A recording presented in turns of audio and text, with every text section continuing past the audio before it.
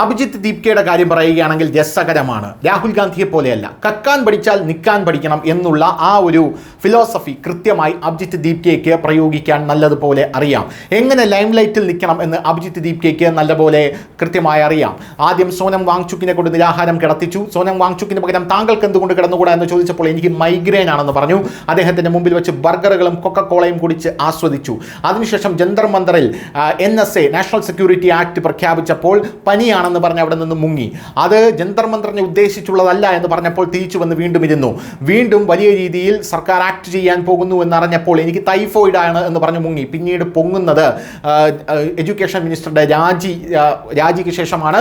അതിൻ്റെ ക്രെഡിറ്റ് ഏറ്റെടുക്കാൻ വന്ന് വലിയ രീതിയിൽ ഷോ ഓഫ് നടത്തി. അതിനുശേഷം ടൈഫോയിഡ് ബാധിക്കപ്പെട്ട എഴിച്ചു നടക്കാൻ പോലും കഴിയാത്ത അഭിജിത്ത് ദീപ്കയെ പാർട്ടി ചെയ്യുന്നത്, സ്ത്രീകളോടൊപ്പം പാർട്ടി ചെയ്യുന്ന കാഴ്ചയാണ് കാണാനായിട്ട് സാധിച്ചത്. ഇപ്പോഴിതാ വീണ്ടും അഭിജിത്ത് ദീപ്കയെ തൻ്റെ പഴയ സ്വതസിദ്ധമായിട്ടുള്ള ഉടായ്പുമായി രംഗത്തെത്തിയിരിക്കുകയാണ്.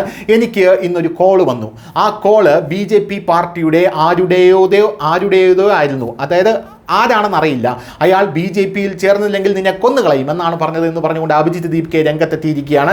ഇതാണ് പറയുന്നത്, കക്കാൻ പഠിച്ചാൽ നിൽക്കാൻ പഠിക്കണമെന്ന്. കൃത്യമായി എങ്ങനെ കള്ളത്തരം പറഞ്ഞ് ജനങ്ങളെ മാനിപ്പുലേറ്റ് ചെയ്യാമെന്ന് അഭിജിത്ത് ദീപ്കയ്ക്ക് കൃത്യമായി അറിയാം. കപിൽ സിബലിൻ്റെ കൂടെ കയറി അഭിജിത്ത് ദീപ്ക ഇരിക്കുന്നു. അഭിജിത്ത് ദീപ്കയ്ക്ക് 1 കോടി രൂപ കൊടുക്കാമെന്ന് കപിൽ സിബൽ പറയുന്നു. ഇതെല്ലാം രാജ്യം കണ്ടതാണ്. ഈ സാഹചര്യത്തിലാണ് BJPക്കാരുടെ അടുത്ത് നിന്നും അഭിജിത്ത് ദീപ്കയ്ക്ക് കോൾ വന്നു എന്ന് പറഞ്ഞു വലിയ രീതിയിൽ പുതിയൊരു ഉടായ്പുമായി അഭിജിത്ത് ദീപ്ക രംഗത്തെത്തിയിരിക്കുന്നത്. News desk, news Malayalam.